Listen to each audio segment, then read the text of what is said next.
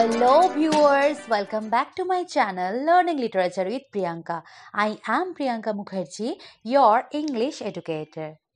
আজ আমি তোমাদের পড়াবো class 8-এর lesson 10 Tales of Childhood written by Roald Dahl. প্রথমেই লেখক রোল্ড ডাল সম্পর্কে কিছু কথা জেনে নিই। রোল্ড ডাল 1916 to 1990 was a British novelist, short story writer, poet, fighter pilot and screenwriter. Ruled ডাল যিনি জন্মগ্রহণ করেন 1916 খ্রিস্টাব্দে এবং মৃত্যুবরণ করেন 1990 খ্রিস্টাব্দে। রোল্ড ডাল ছিলেন একজন ব্রিটিশ ঔপন্যাসিক, শর্ট স্টোরি রাইটার মানে ছোট গল্পের লেখক, পোয়েট কবি, ফাইটার পাইলট মানে হচ্ছে যুদ্ধ বিমানের চালক, অর্থাৎ যুদ্ধের জন্য যে বিমান ব্যবহার করা হয় তার যে চালক তাকে বলা হচ্ছে ফাইটার পাইলট বা যোদ্ধা পাইলট, এবং স্ক্রিন রাইটার মানে সংলাপ লেখক বা চিত্রনাট্যকার। ডাল rose to prominence in the 1940s. Ruled ডাল খ্যাতি অর্জন করেছিলেন 1940-এর দশকে। কিসের মাধ্যমে? with works for both children and adults. তিনি শিশুদের জন্য এবং প্রাপ্তবয়স্কদের জন্য যে বই রচনা করেছিলেন সেই রচনা তাকে খ্যাতির শিখরে পৌঁছে দিয়েছিল। and became one of the world's best selling authors.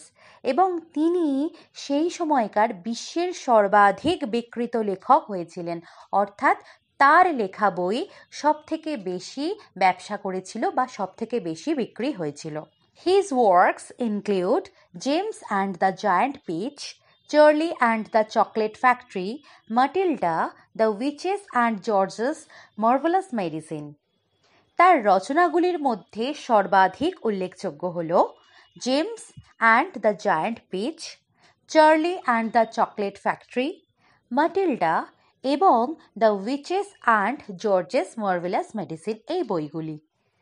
The present text is an excerpt from his autobiography Boy tales of childhood. তিনি যে আত্মজীবনীমূলক রচনা লিখেছেন, অর্থাৎ নিজের জীবন সম্পর্কে যা কিছু বর্ণনা করেছেন তা একটি বইতে লিপিবদ্ধ করা হয়েছে, তার নাম বয় টেলস অফ চাইল্ডহুড। সেখান থেকে একটি সংক্ষিপ্ত সংস্করণ বা সংক্ষিপ্ত অংশ এই টেক্সটের মাধ্যমে তোমাদের কাছে পরিবেশন করা হয়েছে। তো চলো শুরু করি tales of childhood unit 1। My father, Harold Dahl, was a Norwegian who came from a small town near Oslo called Sarpsborg. আমার বাবা অর্থাৎ গল্পের কথক বা ন্যারেটরের বাবা হ্যারল্ড ডাল ছিলেন একজন নরওয়ের অধিবাসী বা নরওয়েবাসী। হু কেম ফ্রম যিনি এসেছিলেন, আ স্মল টাউন একটি ছোট্ট শহর থেকে, নিয়ার অসলো অসলোর কাছাকাছি বা অসলোর নিকটবর্তী, কল্ড সার্পসবার্গ সার্পসবার্গ নামের। অর্থাৎ আমার বাবা হ্যারল্ড ডাল ছিলেন একজন নরওয়েবাসী বা নরওয়েজিয়ান, যিনি অসলোর কাছাকাছি একটি ছোট্ট শহর সার্পসবার্গ থেকে এসেছিলেন। হিজ ওন ফাদার অর্থাৎ হ্যারল্ড ডালের নিজের বাবা মানে আমার অর্থাৎ ন্যারেটরের ঠাকুরদা, মাই গ্র্যান্ডফাদার আমার ঠাকুরদা, ওয়াজ আ ফেয়ারলি প্রসপেরাস মার্চেন্ট ছিলেন একজন সমৃদ্ধশালী বণিক, হু ওন্ড আ স্টোর ইন সার্পসবার্গ যার সার্পসবার্গে একটি দোকান ছিল। কিসের দোকান দেখো বলবে, and traded in just about everything from cheese to chickenware, এবং তিনি সমস্ত কিছুর ব্যবসা করতেন, চিজ থেকে শুরু করে মুরগি রাখার যে খাঁচা তার প্রায় সব কিছুই তার কাছে পাওয়া যেত। My father had lost an arm when he was 14. যখন আমার বাবার বয়স 14 বছর তখন তিনি তার একটি হাত, আর্ম মানে হাত বা বাহু, হারিয়েছিলেন বা খুইয়েছিলেন, অর্থাৎ কোনো দুর্ঘটনার কারণে তার হাত কিন্তু বাদ হয়ে যায়। কিন্তু তা সত্ত্বেও তিনি একজন সফল ব্যবসায়ী হয়েছিলেন। শিপ ব্রোকার কথার অর্থ হচ্ছে জাহাজে যিনি মাল সরবরাহ করেন তাকে বলা হচ্ছে শিপ ব্রোকার। তিনি তেমনই একজন ব্যবসায়ী ছিলেন যিনি জাহাজের নিত্য প্রয়োজনীয় মালপত্র সরবরাহ করতেন। A ship broker is a person, ship broker হলেন এমন একজন ব্যক্তি who supplies the ship with everything it needs when it comes into port. যখন জাহাজ বন্দরে আসে তখন তার যে প্রয়োজনীয় জিনিসপত্র লাগে সেই জিনিসপত্রের যোগান দিতেন বা সরবরাহ করতেন আমার বাবা। কোন কোন প্রয়োজনীয় দ্রব্য তিনি জাহাজে সাপ্লাই করতেন দেখো, ফুয়েল অ্যান্ড ফুড, জ্বালানি এবং খাদ্যদ্রব্য, রোপস দড়ি, অ্যান্ড পেন্ট এবং রং, সোপ সাবান, অ্যান্ড টাওয়েলস এবং তোয়ালে, হ্যামার্স হাতুড়ি, অ্যান্ড নেলস এবং পেরেক, and thousands of other little items. এরকম ছোটো খাটো খুঁটিনাটি হাজার হাজার রকমের জিনিস তিনি জাহাজে সরবরাহ করতেন। A shipbroker is a kind of enormous shopkeeper for ships. বলছে যেমন আমাদের বাড়ির পাশে কোনো গ্রসারি স্টোর থাকে, সেখান থেকে আমরা আমাদের প্রয়োজনীয় দ্রব্য সাবান, শ্যাম্পু, চাল, আটা, ময়দা সমস্ত কিছু বা যে কোনো কিছু স্পাইসেস আমাদের লাগবে সব কিছু আমরা সেখান থেকে যাচ্ছি, গিয়ে কিনে নিয়ে চলে আসছি। তো আমাদের নিত্য প্রয়োজনীয় জিনিস যাদের কাছ থেকে পাচ্ছি তিনি হচ্ছেন শপকিপার। জাহাজ পোর্টে এলে সেই জাহাজের যে যে জিনিস দরকার হয় সেগুলোকে সাপ্লাই করেন যিনি, তিনি হচ্ছেন শিপ ব্রোকার, অর্থাৎ তিনি হচ্ছেন জাহাজের একজন বিশাল দোকানদার, জাহাজের দোকানদার। A ship broker is a kind of enormous shopkeeper for ships, অর্থাৎ শিপ ব্রোকার তাদেরই বলা হয় যারা হচ্ছেন জাহাজের জন্য দোকানদার, জাহাজের একজন বিশাল বড় দোকানদার। এনর্মাস মানে বিশাল আকার একজন দোকানদার। And by far the most important item he supplies to them, এবং এই শিপ ব্রোকার সব থেকে প্রয়োজনীয় যে জিনিসটা জাহাজে সাপ্লাই দেয় বা যোগান দেয় সেটা হচ্ছে ইজ দ্য ফুয়েল, হলো জ্বালানি, on which the ships engines run, এবং যেটার মাধ্যমে জাহাজ কিন্তু চলাচল করে। এই জ্বালানি ছাড়া কিন্তু জাহাজ এক জায়গা থেকে আরেক জায়গায় যাতায়াত করতে পারবে না। তো সব থেকে প্রয়োজনীয় যে দ্রব্যটা একজন শিপ ব্রোকারের কাছ থেকে জাহাজ নেয় সেটা হচ্ছে জ্বালানি। আর ইন দোজ ডেজ, তখনকার দিনে জ্বালানি বলতে কি বোঝাতো? অনলি কোল, শুধুমাত্র কয়লা। He set up a shipbroking firm at Cardiff of South Wales. তিনি দক্ষিণ ওয়েলসের কার্ডিফে একটি শিপব্রোকিং ফার্ম স্থাপন করেছিলেন। My father met my mother Sophie Magdalene Hazelberg during the summer of 1911 and were married soon after. আমার বাবা 1911 গ্রীষ্মকালে বা গরমকালে আমার মা সোফি ম্যাগডালেন হ্যাজেলবার্গের সঙ্গে দেখা করেছিলেন এবং শীঘ্রই তারা বিবাহ বন্ধনে আবদ্ধ হয়, অর্থাৎ তারা খুব তাড়াতাড়ি এরপর বিয়ে করে। In 1918, when I was 2, 1918 সালে যখন আমার বয়স 2 বছর, অর্থাৎ ন্যারেটার জন্মগ্রহণ করেছিলেন 1916 সালে, 1918 সালে তার বয়স 2 বছর।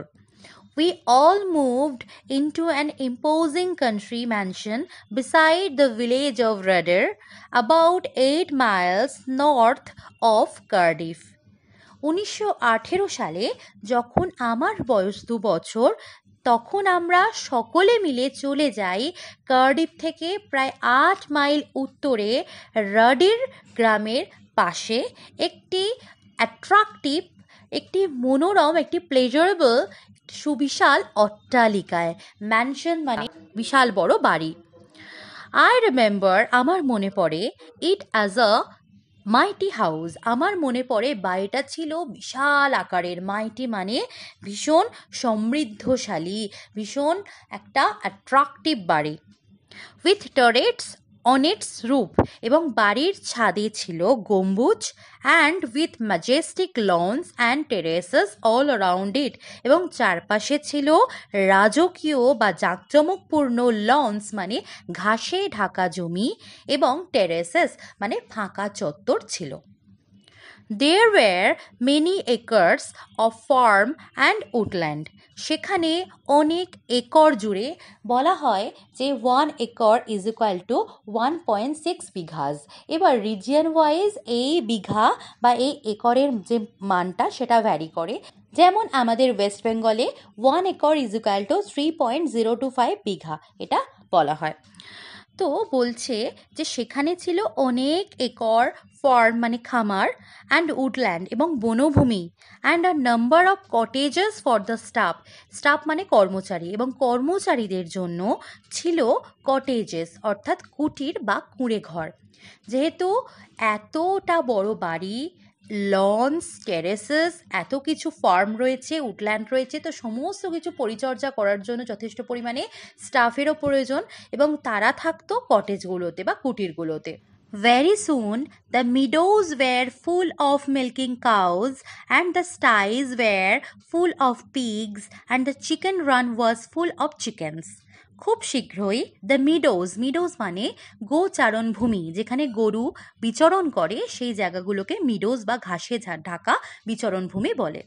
ওয়ের ফুল অফ মিল্কিং কাউস মানে দুধ দেয়া গরুতে পরিপূর্ণ হয়ে উঠল সেই গোচারণ ভূমিগুলি। অ্যান্ড দ্য স্টাইজ মানে শূকর থাকার যে খোঁয়ার বা শূকর থাকার স্থানকে বলা হচ্ছে স্টাই, এবং সেই স্টাইগুলো পরিপূর্ণ হয়ে উঠল শূকরে। And the chicken run was full of chicken run মানে যেখানে চিকেন বা মুরগিগুলি থাকে সেই থাকার জায়গাগুলি মুরগিতে পরিপূর্ণ হয়ে উঠল। অর্থাৎ এখানে বলা হয়েছে খুব শীঘ্রই গোচারণ ভূমিতে দুধ দেয়া গরু পরিপূর্ণ হয়ে উঠল, শূকর রাখার খোঁয়ারগুলি শূকরের দ্বারা পরিপূর্ণ হয়ে উঠল, এবং মুরগি রাখার যে জায়গাগুলি সেগুলিও মুরগির ছানাতে পরিপূর্ণ হয়ে উঠল। There were several horses for pulling the plows and hay wagons. বলছে সেখানে ছিল বেশ কতগুলি ঘোড়া যারা জমি কর্ষণ করত বা লাঙল টানত এবং খড়গুলিকে বহন করে নিয়ে যেত। অর্থাৎ এই কাজগুলো করার জন্য কতগুলো ঘোড়া ছিল, এবং ছিল একজন প্লাউম্যান অর্থাৎ চাষি, অ্যান্ড আ কাউম্যান একজন গোয়ালা, and a couple of gardeners এবং দুজন মালি, and all manner of servants in the house itself, এবং বাড়িটিতে প্রায় সব ধরনের চাকর বাকরি কিন্তু উপস্থিত ছিল। সেখানে প্লাউম্যান থেকে শুরু করে কাউম্যান, গার্ডেনার, এছাড়াও অনেক রকমের চাকর বাকর বিভিন্ন কাজের সঙ্গে যুক্ত মানুষজন কিন্তু ছিলেন। এখানেই ইউনিট 1 শেষ হলো। আশা করি তোমরা বুঝতে পেরেছো। কোনো টেক্সট রিলেটেড প্রবলেম হলে অবশ্যই আমাকে কমেন্ট করে জানিও, আমি তোমাদের যথাযথ উত্তর দেওয়ার চেষ্টা করব। ভালো লাগলে চ্যানেলটি সাবস্ক্রাইব করো, শেয়ার করো, লাইক করো। Thank you very much.